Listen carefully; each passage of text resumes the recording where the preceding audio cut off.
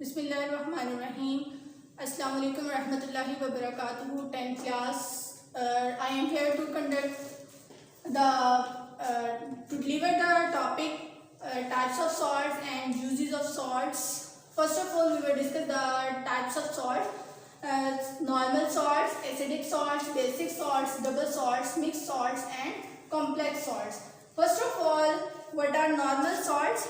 Normal salts are salt formed by the total replacement of ionizable hydrogen ion by an acid. Means hydrogen ion की replacement किससे? इस acid में से। Means इस acid में से ये हाइड्रोजन आयन रिप्लेस होगा, आपकी मेटल आके रिएक्ट करेगी तो वो सॉल्ट बन जाएगा और आपका क्या बन जाएगा? वाटर बन जाएगा। लाइक एग्जांपल जो है, इसको नॉर्मल सॉल्ट्स को जो है वो न्यूट्रल सॉल्ट्स भी कहा जाता है।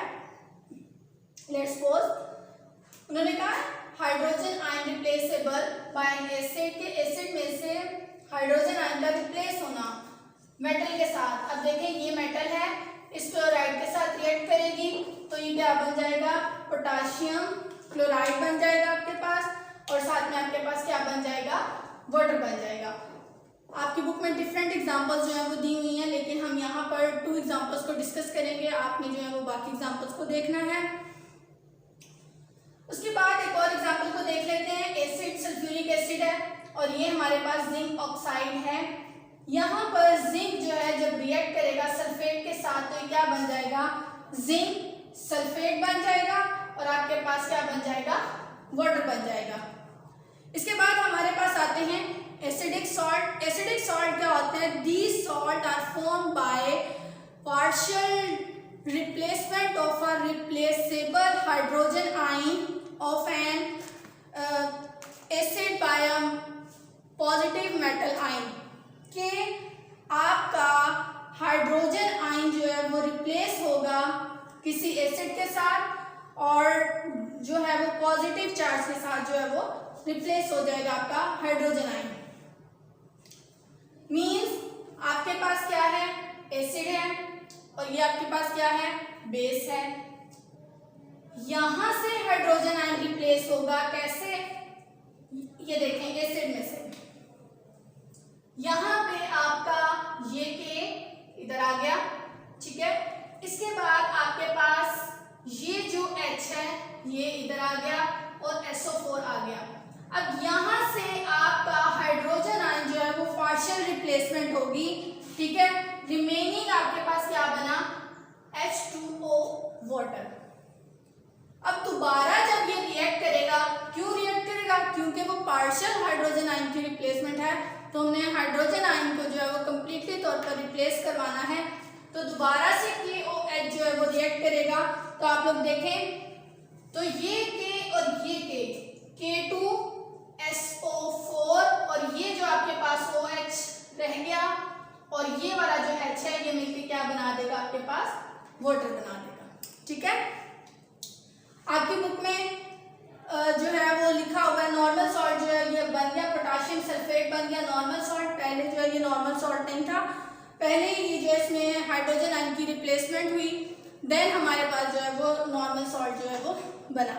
आपकी बुक में कुछ इस तरह से लिखा हुआ है कि एक रिएक्शन के बाद दूसरा रिएक्शन लिख दिया और फिर उसके बाद जब वो नॉर्मल सॉल्ट नीचे बनाए गए हैं तो फिर जाके इसका जो है सेकेंड पार्ट लिखा हुआ है। तो मैंने आपको कंबाइन करके जो है वो बता दिया।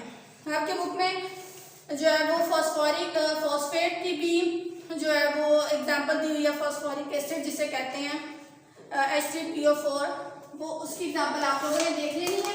इसके साथ साथ हम लोग बेसिक सॉल्ट्स जो है वो उसकी बात करते हैं। बेसिक सॉल्ट जो है वो इनकम्प्लीट न्यूट्रलाइजेशन है polyhydroxy base of an acid. Polyhydroxy base by an acid के पॉलीहाइड्रोक्सी इस हाइड्रोक्सल आयन में रिप्लेस होना है जब तक ये फिनिश ना हो जाए। जैसे कि एल्यूमिनियम हाइड्रोक्साइड जब एसिड के साथ रिएक्ट करेगा। अब यहाँ पर मैं आपको बता दूं, ये L आपके पास आ गया, उसने कहा है हाइड्रोक्सल आयन की रिप्लेसमेंट। यहाँ पर हाइड्रोजन आयन की थी तो OH से रिप्लेस होना है। ये जो Cl है ये रिएक्ट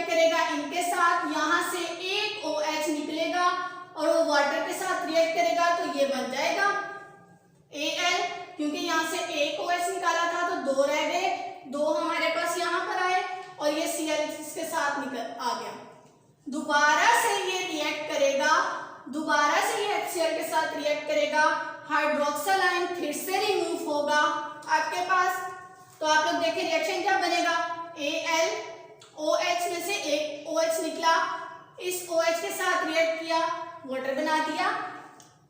फिर यहाँ पर ये जो Cl है इसके साथ रिएक्ट किया Cl2 और यहाँ पर कितने रह गए हाइड्रोक्साइड आयन 1। अब ये आपके पास प्रोडक्ट आ गई। यहाँ से फिर आपके पास नॉर्मल बेसिक सॉल्ट जो है वो आपके पास आ जाएंगे, एल्यूमिनियम क्लोराइड जिसे कहते हैं। दोबारा जब ये रिएक्ट करेगा aluminium hydroxyl ion Cl2 HCl के साथ, तो ये जो Cl है ये इधर चला जाएगा Cl3, यहां से ये OH निकला, इस H के साथ कंबाइन किया, क्या बन गया ये वाटर और AlCl3 आपके पास एल्यूमिनियम क्लोराइड सॉल्ट जो है वो आपके पास बन गया। इसके साथ साथ हमारे पास आता है double salt. What are double salt? Double salts are formed by two normal salts when they crystallize form a mixture of equimolar saturated solutions। कि दो salts जो हैं वो जब मिलते हैं वो equimolar solution जो है वो बना देते हैं, उनको कहते हैं डबल सॉल्ट। मीन्स दो salts आपस में कंबाइन करेंगे तो एक बाहम एक जान जो है वो एक सॉल्ट बनाएंगे, उसको कहते हैं डबल सॉल्ट। आपकी बुक में डिफरेंट सॉल्ट्स की एग्जांपल दी हुई है, जैसे कि मोहर सॉल्ट, पोटाश अलम और फेरिक अलम, और इनको कहते हैं डबल सॉल्ट। क्यों? क्योंकि इसमें देखें आयरन सल्फेट, अमोनियम सल्फेट, दो सॉल्ट्स हैं, कंबाइन कर रहे हैं और साथ में 6 वाटर मॉलिक्यूल। हमने कैरेक्टरिस्टिक्स में बात की थी कि डिफरेंट सॉल्ट्स में वाटर के मॉलिक्यूल्स जो हैं वो डिफरेंट नंबर ऑफ मॉलिक्यूल्स जो हैं वो होते हैं। यहाँ पर मैंने मोहर सॉल्ट का फॉर्मूला लिखा है, आपकी बुक में पोटाश अलम, मोहर सॉल्ट और इसके अलावा जो है वो फेरिक अलम का जो है वो फॉर्मूला लिखा हुआ है, वो आपने लर्न करना है। ये 2 मार्क्स का 1 मार्क्स का जो है वो शॉर्ट क्वेश्चन पूछा जा सकता है। उसके बाद आते हैं हमारे पास मिक्स सॉल्ट। मिक्स सॉल्ट क्या होते हैं? Mix salt contains more than 1 basic और एसिडिक रेडिकल। इसके अंदर एक बेसिक और एक एसिडिक रेडिकल जो है वो प्रेजेंट होता है, इसलिए इसको कहते हैं मिक्स सॉल्ट। क्योंकि देखें कैल्शियम ऑक्साइड जो है वो एज अ बेसिक एसिड और क्लोराइड जो है वो एज अ बेसिक के तौर पर काम करता है, तो एक बेसिक और एक एसिडिक रेडिकल का होना लाजमी है, इसलिए इसको क्या कहते हैं? Mix salts. ब्लीचिंग पाउडर जो है उसकी एग्जांपल है, वेरी इंपॉर्टेंट फॉर एमसीक्यूज। इसके साथ साथ कॉम्प्लेक्स सॉल्ट्स की बात करते हैं। अब कॉम्प्लेक्स सॉल्ट्स जो है वो हमारे पास क्या होते हैं कि डिसोसिएशन होती है सिंपल केटाइन की एंड अ कॉम्प्लेक्स एनाइन। कि अगर केटाइन पॉजिटिव चार्ज है तो कॉम्प्लेक्स क्या है? A9 negatively charge. अगर एनाइन जो है वो सिंपल है तो केटाइन आपके पास क्या होगा?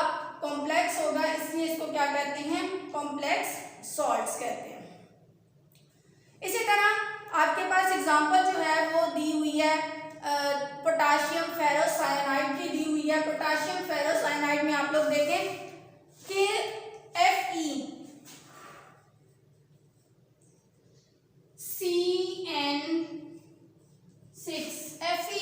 FeCN6 bracket. अब कॉम्प्लेक्स किस तरह से होगा आप लोग देखें, मैं एक वैसे आपको जनरल बता दूं, ये आयरन है आपके पास, इसके चारों यानी कि 6 कॉर्नर 6 है साइनाइड, यहाँ पे साइनाइड अटैच हो जाएगा, तो ये क्या हो जाएगा? एक कॉम्प्लेक्स स्ट्रक्चर जो है वो आपके पास बन जाएगा, इसलिए इसको कॉम्प्लेक्स सॉल्ट का जो है वो नाम दिया है। ठीक है, इसके साथ साथ हमारे पास जो हमारा अब लास्ट टॉपिक है इस चैप्टर का वो है uses of salts. Uses of salts की बात कर लेते हैं। आपको कोई भी सॉल्ट का नेम दे दिया जाता है और आपको कहा जाता है कि आप लोग जो है वो इसके शॉर्ट क्वेश्चंस रेडी करें। 2 मार्क्स का जो है वो कोई भी सॉल्ट का नेम पूछ लिया जाता है, फॉर्मूला पूछ लिया जाता है। इसके साथ साथ आप लोगों से यूज पूछा जा सकता है। यूजेस जो है उसमें आपके सोडियम क्लोराइड जो है फर्स्ट नेम है सॉल्ट का, that are called table salt भी इसको कहा जाता है।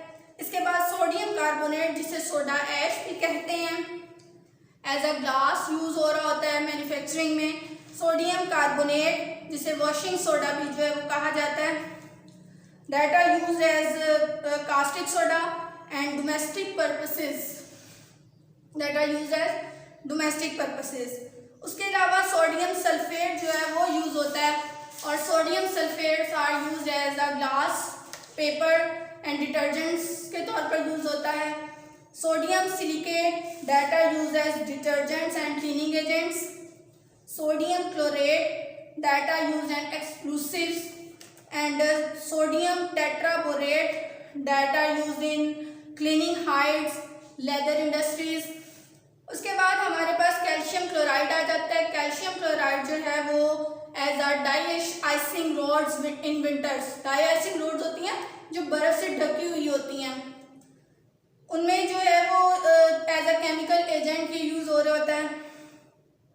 उसके बाद कैल्शियम ऑक्साइड आपके पास आता है। कैल्शियम ऑक्साइड जो है वो एज अ गैसेज और एज अ अल्कोहल और as a removal of carbon dioxide and water vapours from air जो है वो यूज होता है। Calcium sulphate very important formula and very important for short question, इसको जिप्सम भी कहा जाता है। Gypsum are mostly use as a fertiliser and prepare to plaster of Paris. And last point is potassium nitrate, it is use as fertiliser and manufacturing of flint glasses. Flint glasses कहते हैं जो पत्थर के अंदर भूरा या सख्त किस्म के होते हैं उनको बनाने के लिए। इसके साथ साथ गर्ल्स हमारे चैप्टर का जो है वो एक लास्ट टॉपिक न्यूट्रलाइजेशन रिएक्शन है। आपको अब तक हम लोग प्रॉपर्टीज भी पढ़ी थी हमने न्यूट्रलाइजेशन रिएक्शन, उसमें हमने कहा था कि एसिड और बेस जब भी रिएक्ट करेगा वो क्या होगा, न्यूट्रलाइजेशन रिएक्शन है इस चैप्टर का लास्ट टॉपिक। उसमें हमारे पास क्या होता है, आपका एसिड और बेस जो है वो रिएक्ट करते हैं, तो आपके पास क्या बनता है, आपके पास सॉल्ट बनता है और आपके पास क्या बनता है, वाटर बनता है। एसिड क्या है आपके पास HCl और बेस क्या है सोडियम हाइड्रोक्साइड, तो ये NaCl क्या बना, सॉल्ट बन गया, और साथ में आपके पास क्या बना, वाटर बन गया। इसके साथ साथ गर्ल्स आप लोगों की बुक में इस चैप्टर में पीएच के कुछ न्यूमेरिकल्स हैं एक्सरसाइज में। एक एग्जांपल जो है वो मैं इधर कोड करूंगी, वो आप लोग देख लीजिएगा। न्यूमेरिकल्स आपने जो है वो करने हैं, उसी को देखते हुए एक एग्जांपल मैं इधर कोड करती हूँ, बाकी इंशाल्लाह सेम वैसे ही है। कन्फ्यूजन हो तो वो मुझे बताइएगा, इंशाल्लाह फीडबैक दीजिएगा तो मैं आपको न्यूमेरिकल्स जो है वो करवा दूंगी। बाकी अपनी टीचर से कहिएगा कि वो आपको नोट्स जो है वो प्रोवाइड कर दें एक्सरसाइज के, इंशाल्लाह इजी हो जाएगा। 10.2 एग्जाम्पल है 37 पेज पे, न्यूमेरिकल पेज नंबर 37 मैं यहाँ पर मेंशन कर देती हूँ, पेज नंबर 37 एग्जाम्पल। एग्जाम्पल क्या है, a solution of hydrochloric acid is 0.01 molar, what is it's pH value. इसमें उसने पूछा है कि आपने हाइड्रोक्लोरिक एसिड का इतना मोलर सॉल्यूशन है तो आपने pH वैल्यू क्या होगी। सबसे पहले आप क्या करेंगे, उसका रिएक्शन लिखेंगे, HCl क्या आएगा H पॉजिटिव और क्लोराइड आयन।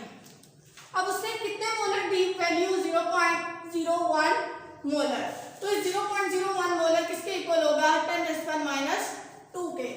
तो वैल्यू pH फाइंड आउट करने के लिए फॉर्मूला कौन सा यूज होगा, pH minus log concentration positive ion minus log क्या वैल्यू है इसकी पॉजिटिव की 0.0 सॉरी ये इसके इक्वल था, तो क्या वैल्यू है 10⁻²। जब आप इसको करेंगे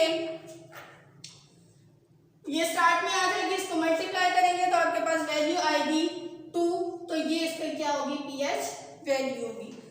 इसी तरह से अगर आपसे पूछा जाए कि pH भी फाइंड आउट करें और pOH भी फाइंड आउट करें एक और एग्जांपल में, तो टोटल आपके पास 14 है, सपोज ये 2 वैल्यू है, ये मैं एक और एग्जांपल इसी में ही कोड कर देती हूँ समझाने के लिए। अगर वो इसी के साथ आपको कहते हैं कि POH भी फाइंड आउट करें, तो आप किस तरह से कर सकते थे? तो आप लोग देखें, अगर सपोज ये 2 है आपके पास और आपने इसकी POH भी फाइंड आउट करनी है, तो आप लोग ऐसा करते, PH plus POH is equal to 14। PH की वैल्यू क्या है? आपके पास 2 और यहाँ पर आपके पास POH पॉजिटिव है, तो ये इधर जाके क्या होता? माइनस हो जाता। क्या आंसर आता है? 11। तो ये इसकी POH हो जाती, हाइड्रोक्लोरिक एसिड की तो नहीं है, अगर कोई और बेस वगैरह जो है वो होती। इस तरह से जो है वो आपका यहाँ पर हमारा टॉपिक, हमारा चैप्टर जो है वो यहाँ पर कंप्लीट होता है। बाकी जो भी कंफ्यूजन होगी वो आप बताइएगा ज़रूर। जज़ाकुमुल्लाहुल खैर।